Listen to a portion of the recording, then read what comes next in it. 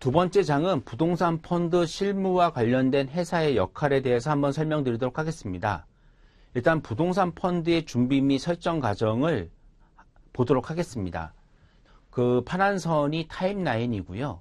저희가 실질적으로 부동산 펀드를 준비할 시기에 이런 타임라인에 맞춰서 펀드를 준비를 하고, 그 다음 단계에서는 제가 다음 페이지에 좀 더 구체적인 설명을 드리도록 하겠습니다. 왼쪽 하단을 보시면 물건 발굴, 공개 입찰 이런 표현이 있습니다. 저희가 사실 사무실에 가만히 앉아 있기 때문에, 예를 들면 사무실에 가만히 앉아 있기 때문에 어느 강남에 어떤 오피스가 나왔다 이런 얘기를 알 수가 없습니다.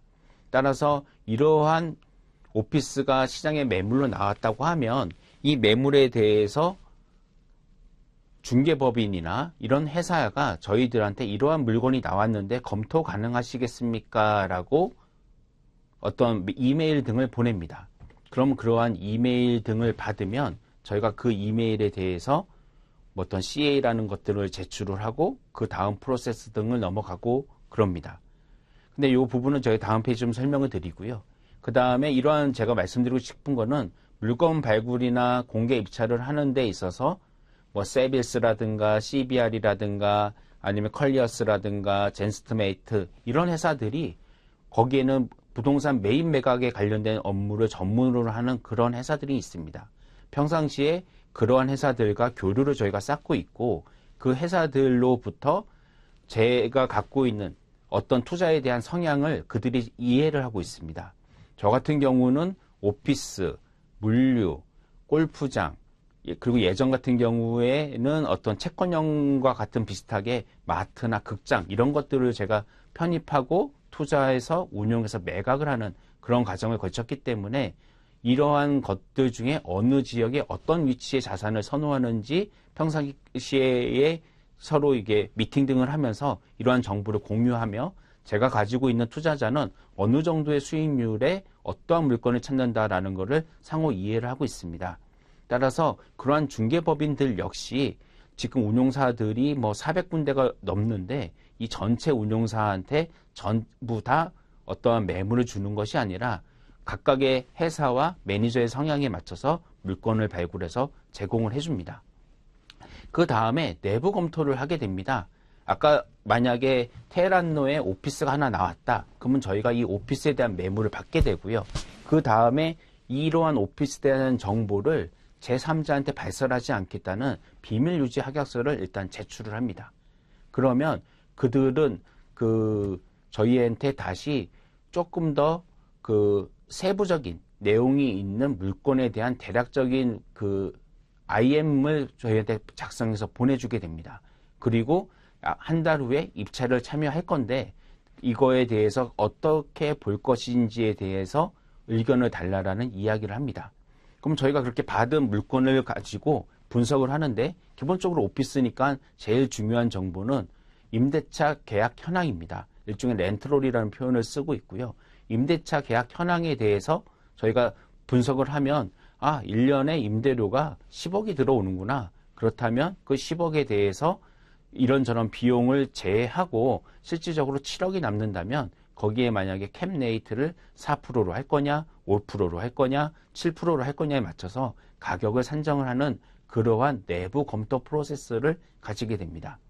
그 다음에 이렇게 결정된 거에 관련해서 회사 내부적으로 제가 분석한 것에 대해서 보고를 드리고, 이렇게 준비되어서 향후 2달 있다가 입찰 참여를 하는데, 또는 한 달 있다 입찰 참여를 하는데, 입찰 참여할 적에 저희 회사가 또는 투자자가 어떠한 이렇게 크레딧 있는 레터 등이 필요한데 이 부분을 우리가 어떻게 풀어나갈지에 대한 협의 등을 하면서 내부 투심의 과정을 거치게 됩니다.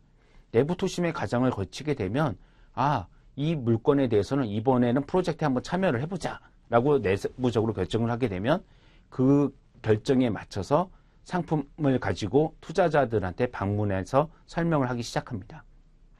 그 과정이 일종의 자금 모집 과정이 되는 거고요. 이렇게 자금 모집을 해서 저희가 실질적으로 자금을 모집할 수 있다라고 판단이 들면 아까 입찰에 정식적으로 참여를 하게 됩니다. 정식적으로 입찰일이 공개가 되고 그곳에 저희가 입찰 참여를 하게 되면 거기에서 실질적으로 그 입찰에 20곳이 만약 참여를 했다. 그러면 그 참여한 곳에서 매도인이 적절하게 3곳, 4곳 정도 되는 회사를 선정을 해가지고 각 선정된 회사하고 인터뷰를 하게 됩니다.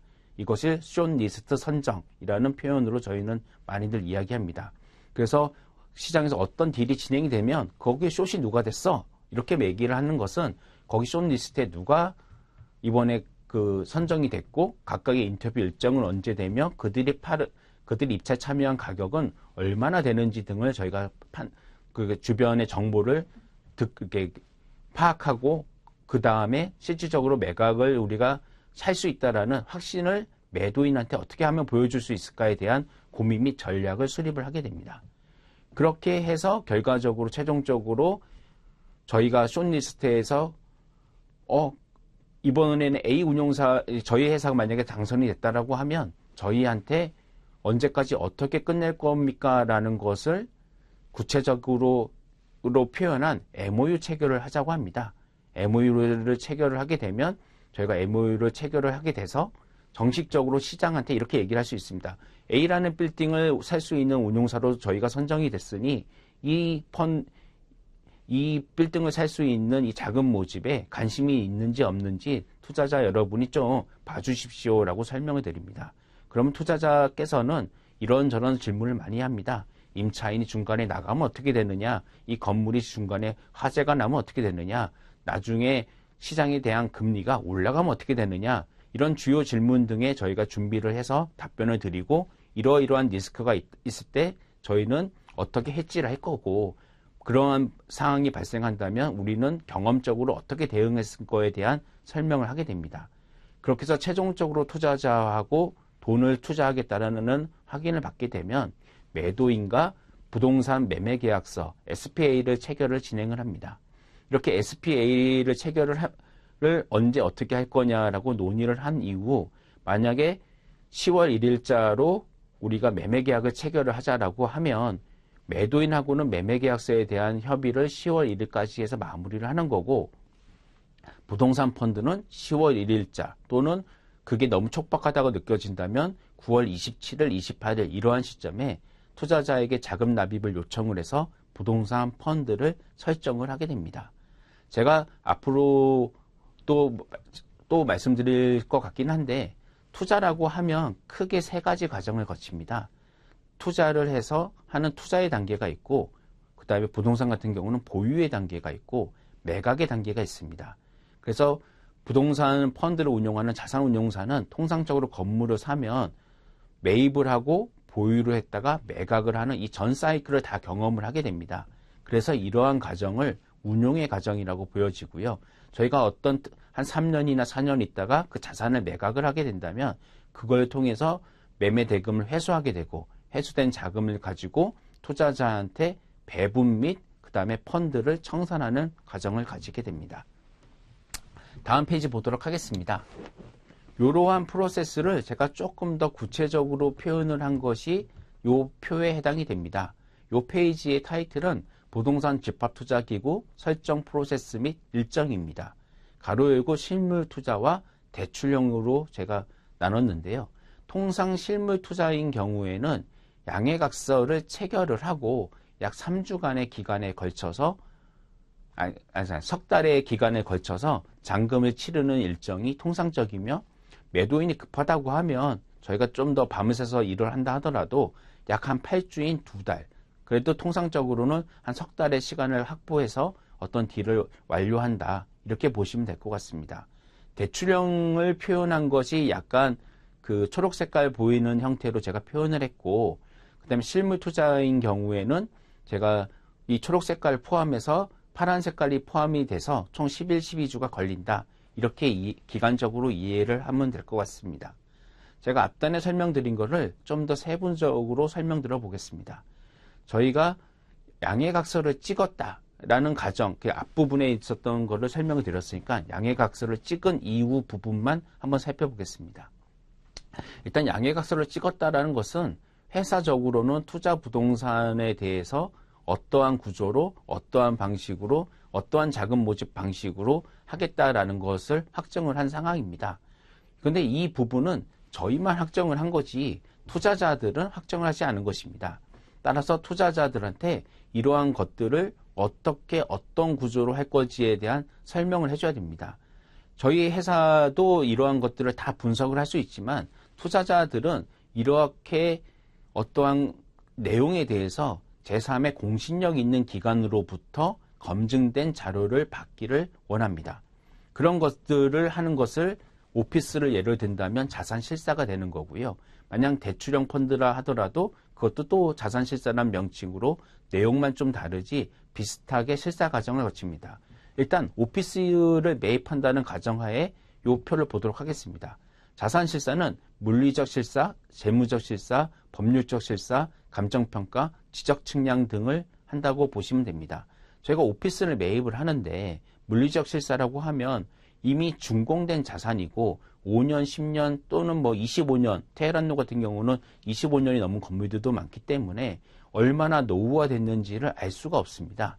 따라서 저희가 그 건물을 사기 전에는 겉모습을 보고 이러니까 나중에 한 20억 또는 50억 정도 들이면 충분히 다른 모습으로 만들 수 있지 않을까라고 예상을 하고 가격을 뽑지만 실질적으로는 정확한 물리적 실사를 통해서 저희가 보유하는 기간이 5년이면 5년에 각 연도별로 어떠한 비용이 들지 발전기를 바꿔야 된다든가 아니면 냉온수기를 바꿔야 된다든가 이런 여러 경우에 대해서 연도별로 또 어느 정도 비용이 발생할지를 파악을 하는 것을 합니다. 이런 것을 물리적 실사로 하고요. 전문적으로 이런 것을 하는 업체도 있지만 아까 얘기했던 PM 관련된 회사에서도 이런 물리적 실사 업무를 하고 이거에 관련된 페이퍼를 제공해 주기도 합니다. 제공해 주기보다는 상당 부분 이러한 PM 회사를 통해서 물리적 실사를 하는 경우가 많습니다. 재무적 실사라고 하면 신용평가법인이 KPMG나 딜로이트 또는 회계법인을 통해서 사밀이나 딜로이트를 통해 가지고 재무적 실사를 하는 경우를 말합니다. 저희도 수입, 지출에 대한 분석을 통해 가지고 수익률이 얼마 정도 나올 수 있다라는 것은 내부 회계사나 내부 직원들 통해서 얼마든지 뽑을 수 있지만 이거를 회계법인에서 어떤 그 내용을 대해서 작성을 하고 회계법인의 도장이 찍힘으로써 이러한 가정하에서 이러한 숫자가 나온 것은 맞습니다라는 설명을 하는 것이 재무적 실사다라고 이렇게 이해하시면 될 것 같습니다. 법률적 실사라고 하면 이 부동산을 삼에 있어서 어떠한 일들이 발생을 했냐에 대해서 좀 더 보는 겁니다. 만약에 그 건물에 어떤 타 소유자가 일부 경계 침범을 했을 수도 있고요. 그 다음에 어떤 파산된 임차인이 있을 수도 있고 여러 가지 가능한 것이 있을 수 있습니다. 또는 건물이 실제로는 준공이 돼서 운영이 되고 있는데 미등기인 상황이 발생할 수도 있고요. 그러면 이러한 것들에 대해서 저희가 어느 정도 파악이 되지만 법무법인이 김앤장이라든가 세종이라든가 지평 이런 곳을 통해서 법률적 실사를 요청을 합니다. 그러면 이 법률적 실사를 통해서 등기부 등본과 토지대장 또는 건축물 대장이 맞지 않는다든가 저희가 생각했을 때 이 임차인이 앞으로 3개월 있다가 저희가 임대차를 종료할 수 있다라고 생각이 되는데 만약에 나가지 않겠다라고 버틴다면 어떤 문제가 발생할 수 있을 것이냐 또는 상가임대차 보호법에 해당이 되느냐 안 되느냐 등에 대해서 질의를 하고 이거에 대해서 법무법인에서 각각의 상황에 대해서 발생할 수 있는 위험 등을 설명을 해주는 것이 법률적 실사다. 이렇게 이해하시면 될 것 같습니다. 감정평가는 크게 대출을 받을 적에 이 자산이 1,000억이다. 그러면 거기를 통해서 선순위 60%에 해당되는 600억, 그 다음에 중순위 한 20%, 25%에 해당되는 200억 또는 250억을 받을 수 있는 가장 기초적인 자료에 해당이 됩니다. 또는 투자자로 하여금 저희가 사는 가치가 적정한지 안 한지에 대한 평가도 받을 수 있습니다. 그리고 마지막으로 저희가 신축으로 만약에 오피스를 짓는다고 하면 감정평가법인한테 향후 4년 있다가 준공이 됐을 때 어느 정도 가치가 있을 것 같은가를 물어볼 수 있는 미래가치평가도 의뢰할 수가 있습니다. 이러한 감정평가법인으로는 뭐 대일감정평가법인, 경일감정평가법인, 대화감정평가법인 등등 많은 감정평가법인들이 같이 협업을 한다. 이렇게 이해하시면 될 것 같습니다. 지적측량 부분입니다.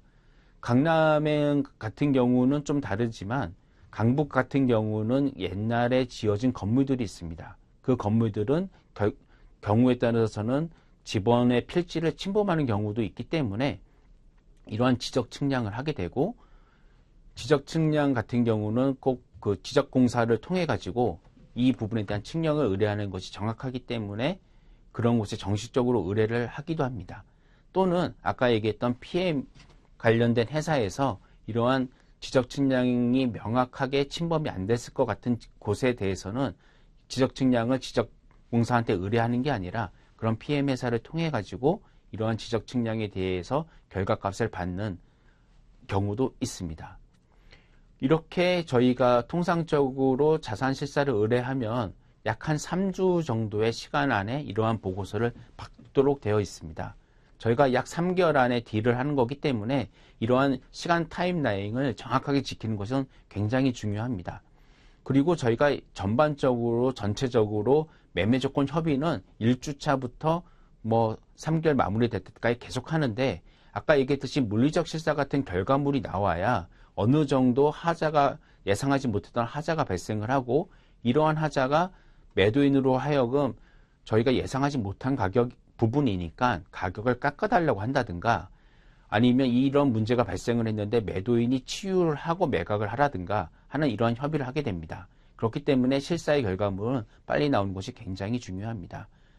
그 다음에 저희가 매매 조건을 협의를 하지만 그 외적으로 저희가 저희의 자본금만으로 건물을 살 수가 없고, 그 다음에 대출이 저금리인 시기에는 레버리지 효과를 받을 수 있기 때문에 대주인 대출 약정 기간과 대출 계약서에 대한 협의를 합니다. 처음에 어느 정도 위치에 있으면 호불호에 대해서는 그 대출 기간과 논의를 할 수가 있고요. 그렇게 해서 관심이 있다라고 하면 당연히 감정평가서를 기반으로 향후에 발생하는 수익 등이 어느 정도 발생을 해서 이자를 어느 정도 납부할 수 있으며 궁극적으로 DSCR을 얼마에 해당이 되는지 등을 설명할 수 있는 회계적 재무적 실사 보고서를 토대로 대출 협의 및 그 심의를 진행하게 됩니다. 이러한 것들은 저희가 지금 아직까지 투자자 모집을 하진 않은 상황입니다. 이런 실사 보고서가 나오면 이러한 실사 보고서를 모두 모집을 해서 저희가 투자자한테 보고할 IM을 작성을 하게 되고요. 물론 MOU를 찍기 전에 투자자한테 가서 저희가 이런 상품을 어느 정도 수익률이 나올 것 같다라고 설명을 드렸기 때문에 투자자하고는 어느 정도 공감되는 형성이 되어 있다, 이렇게 보시면 될 것 같습니다. 그러면 투자자한테는 실사 보고서가 나온 5주차부터 가서 설명을 드리고, 투자자들이 통상 심의를 받는데 약 1개월 정도의 시간이 걸리기 때문에 투자자 협의는 약 6주 정도 저희가 생각을 해야 됩니다. 이런 6주의 시간이 있는 동안에도 계속 매매 조건을 협의를 하면서 저희가 신탁 약관, 그 다음에 상품 제안서에 대한 완성을 하는 협의를 계속 진행을 합니다. 그리고 투자자가 어느 정도 투자에 대한 확신이 든다고 하면 저희가 펀드에 참여하는 기관에 대한 설명을 드렸듯이 판매사를 어느 곳으로 할 것인지, 그 다음에 사무수탁사를 어느 곳으로 할 것인지에 대한 논의도 다 동시에 진행한다고 보면 될 것 같습니다. 이렇게 이러한 것들이 모두 마무리돼서 매도인한테 우리가 12주차에 매매 계약을 찍을 수 있다라고 확정이 되면 최종적으로 매매 계약서 날인에 대한 이야기를 합니다. 매매 계약서를 날인을 하는 날 설명드렸듯이 펀드 설정을 하게 되는 거고요. 펀드 설정을 해서 투자자의 자금은 판매회사를 통해서 신탁업자한테 들어가게 되고, 저희는 매도인하고 만나서 매도인한테 얼마의 천억을 만약 지불한다고 하면 그거를 신탁업자한테 운용지서를 보내서 신탁업자가 그 1,000억 원을 매도인의 계좌로 이체하는 그러한 프로세스로 실질적으로 펀드를 설정한다, 이렇게 이해하시면 될 것 같습니다. 다음 페이지 보도록 하겠습니다. 저희가 이러한 내부적으로는 그 부동산 펀드를 만듦에 있어서 부동산 집합투자기구의 투자 시스템에 대해서 한번 살펴보도록 하겠습니다. 가운데가 제가 근무를 하고 있는 투자팀입니다. 투자 전에는 투자 부동산을 검토하고 투자 방식, 시점, 가격 등을 결정을 합니다. 그리고 이렇게 결정된 거는 제일 먼저 투자심의위원회에 가서 이러한 것을 준비했다라고 보고를 합니다. 예비투자심의위원회를 한번 걸치고요. 최종적으로는 최종투자심의위원회를 걸치는 경우도 회사별로 많습니다. 예비투자심의위원회는 저희가 분석한 걸 바탕으로 실사보고서가 나오기 전이기 때문에 대략 이러이러한 수익률과 이러한 기간이 걸려서 상품을 만들 수 있다는 것을 보고하는 회의며 회사 내부에 갖고 있는 팔러시와 일치하는지 등을 체크하는 것입니다. 투자심의위원회에서는 투자 관련 주요 현황을 점검하고 각각의 본부장들이 제가 준비한 상품에 대해서 리스크와 그에 대한 해지를 어떻게 할 것인가에 대한 질문을 합니다. 그 방법에 저희가 충실히 설명을 해야 되고 보완이 필요하다고 하면 그 보완사항을 갖춰야 됩니다. 만약 보완사항을 갖추지 못한다면 저희가 투자심의위원회에서 최종적으로 부결이 돼서 투자를 진행할 수 없다. 이렇게 이해하시면 될 것 같습니다. 왼쪽 하단에 보면 마케팅팀이라고 있습니다. 회사별 마케팅팀이 있는 곳도 있고 투자팀이 직접 마케팅을 하는 경우도 있습니다. 마케팅팀의 역할은 투자자를 모집을 하는 거고 상품성에 대한 의견을 제시하는 것입니다. 오른쪽에 보면 리서치와 컴플라이언스 부분이 있는데 이거는 투자 후에 좀 더 영향이 있는 부서다. 이렇게 이해하시면 될 것 같습니다. 투자 후에는 부동산 펀드의 운용 및 관리, 청산 시점, 매각 방식, 매각 가격 등을 결정을 한다라고 보여집니다. 저희가 아까 얘기 드렸듯이 투자를 함에 있어서 취득, 보유, 매각 이 세 개의 프로세스를 거치는데 각각의 보유하고 취득하고 보유하는 이런 과정에서 저희가 오른쪽 하단에 있는 컴플라이언스는 관련 법규의 위반을 매일 거의 점검하시고요. 그 다음에 투자하는 부동산에 대해서 사전의 현장 답사나 부동산한 대용량에 대해서 저희한테 질문을 하시면서 리스크를 관리하십니다. 그러면 저희가 그 부분에 대해서 충분히 잘 설명을 드리고 거기서 소명이 되지 않는 부분이 있다면 저희가 그런 것들이 해지할 수 있는 요인을 더욱더 발굴해서 소명을 한다. 이렇게 이해하시면 될 것 같습니다. 오른쪽 상단에 보면 리서치 부서가 있는데요. 리서치 부서는 있는 회사와 없는 회사로 현재 나눠져 있다라고 생각하면 되시고요. 그 종합적인 부동산 서비스를 관리하는 AM 회사들을 하고 협업을 체결해서 관련된 시장 정보나 이런 걸 받기도 하고 또 리서치나 그 다음에 상품팀 이런 곳에 리서치 안에 있는 상품팀 이런 곳에서는 저희가 투자한 투자회사의 재무제표를 분석을 하거나 유사 회사의 재무제표에 대한 분석, 그 다음에 채권 시장 동에 대한 검토, 회사 등급 평가의 변동 이런 것들을 저희에게 알려줘서 저희가 그러한 것들을 운영 업무에 참고를 한다. 이렇게 이해하시면 될 것 같습니다. 그래서 저희가 투자 전에 이러한 의사결정을 통해서 부동산을 투자를 하고 그 다음에 운영 기간 동안에는 리서치나 컴플라이언스의 의견을 받아서 저희가 운영부서에 참고를 하고 결과적으로 매각을 한 다음에 자금을 회수한다. 이렇게 이해하시면 될 것 같습니다. 오른편에는 네트워크라는 표현을 썼는데 저희는 부동산 실무와 관련된 회사에 대한 설명을 하기 위해서 이 부분을 사용을 했습니다. 네트워크의 첫 번째 부분은 부동산 신탁회사. 저희가 대출을 했을 때 이 대출에 대한 것을 담보로 잡기 위해서는 근저당을 설정하기도 하지만 부동산 신탁회사에 우선수익권을 발급하는 그런 방식으로 담보권을 확보하기도 합니다. 그리고 재무적 실사, 저희가 아까 실사 업체 중에 법무법인 있고요. 그 다음에 저희가 등기를 하려고 하면 법무사의 도움이 필요합니다. 정확한 숫자를 계산하기 위해서는 회계법인이 필요하고요. 임대차 계약을 체결했다는 것은 임대 수익을 발생을 했기 때문에 세금계산서가 발행이 됩니다. 이런 세금계산서에 관련해서 부가세 신고를 해야 되고 이런 또는 부기 업무 등도 해야 됩니다. 그런 경우에는 세무법인의 도움이 필요합니다.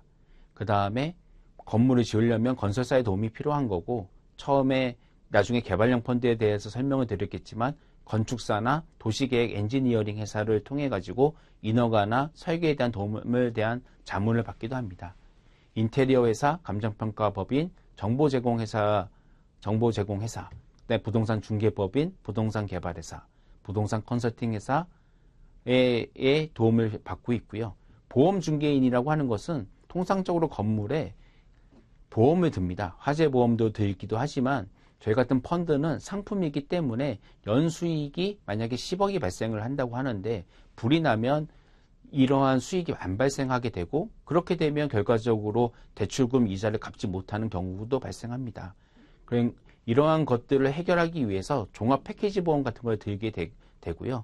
저희가 뭐 메리츠 화재보험이네 현대해상에 대해서 보험을 가입을 하기도 하지만 이런 각각의 회사를 직접 컨택하는 게 아니라 일종의 보험 중개인인 마시 등등에 하는 글로벌적인 회사들을 통해 가지고 이러한 보험회사들로부터 견적을 받는 경우도 있습니다. 통상적으로 이렇게 견적을 직접 받는 경우 굉장히 많고요. 그렇게 해서 견적을 받으면 이들의 전문성과 그 다음에 이 건물에 어느 정도 보험을 가입하는 것이 적정하다라는 거에 대한 협조를 받고 싶어서 보험 중개업자와 협업을 하는 경우는 다수입니다. 그 밑에 보시면 손해사정법인이라고 있습니다. 손해사정법인은 건물에 화재가 발생을 하면 이 손해가 발생한 것에 대해서 산정하는 곳이 손해사정법인입니다. 당연히 실물자산을 가지고 있기 때문에 화재나 그 다음에 물 등에 대한 재해재난을 겪을 수가 있고요. 이러한 것이 발생을 하면 정확하게 손실이 어느 정도 났는지를 파악하는 손해사정법인이 그 현장에 나타나게 됩니다. 저 같은 경우도 뭐 불이나 물에 대한 피해를 받은 적이 있는데 그 경우 제가 보험에 가입을 했기 때문에 보험회사에 소속된 손해사정인이 나와서 그 보험금에 대한 산정을 하는 경우가 있었고요.